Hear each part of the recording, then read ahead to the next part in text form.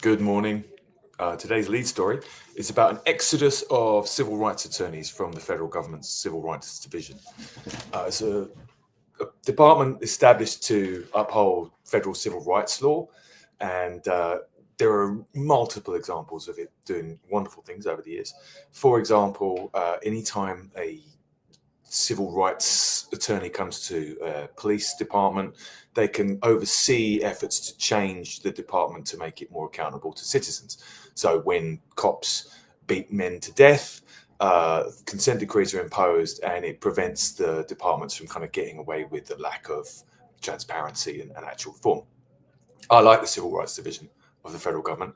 I used to report on police and law enforcement in New Orleans as a journalist, and I remember once or twice coming across Civil Rights Division attorneys and being really impressed by their dedication to reforming systemic issues over the years.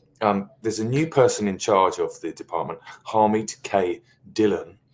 Harmeet Dhillon was born in India, went to high school in the Bronx, and subsequently somehow turned into a Nazi. There were 380 attorneys under her when she took over, and by tomorrow there'll probably be about 140. That's exactly what she wants. If you look into her history, when she went to Dartmouth College at 16, she wrote a piece comparing the Jewish dean of Dartmouth to Hitler for his treatment of conservative students. She said that he wanted to impose a final solution to the conservative problem. So what she does is she adapts kind of civil rights language, and she uses it in the most offensive ways. For example, under her, she's dispatched civil rights attorneys to look into a couple of things. One, treatment of trans athletes. Two, perhaps more interestingly and seriously and awfully, she's dispatched civil rights attorneys to look at the behavior of campus protesters. And again, she said she doesn't want her attorneys enforcing woke ideology. She wants them enforcing civil rights law. But what she's really doing is taking civil rights law and using it to bludgeon the very people who are supposedly protected by it. She wants to uphold the civil rights of white people, police officers, and frankly, it seems others. So it's also really interesting to me, like, this is the first woman of color it's the first woman of Indian descent who was born in India to lead the department. There's something about kind of the Trump administration using what it would probably term a DEI hire to push this really radical right-wing agenda on the civil rights department. It's just like they know they need to hide behind somebody, and this person is willing to do it. She is evidently sociopathic.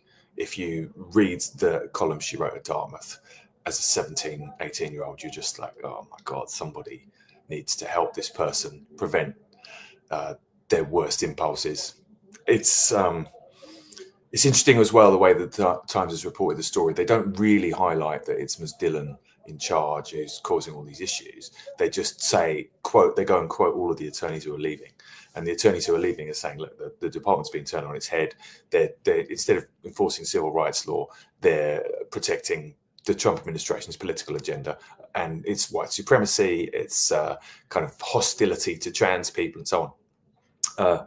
They don't focus on her leadership, I think probably because they're aware of the risk of being sexist. They're aware of the risk of being accused of kind of personality-driven journalism.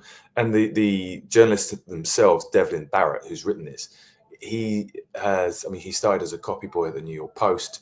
He's quite determined, I think, to protect the anonymous sources he's quoting by making sure he's fair on the entire department.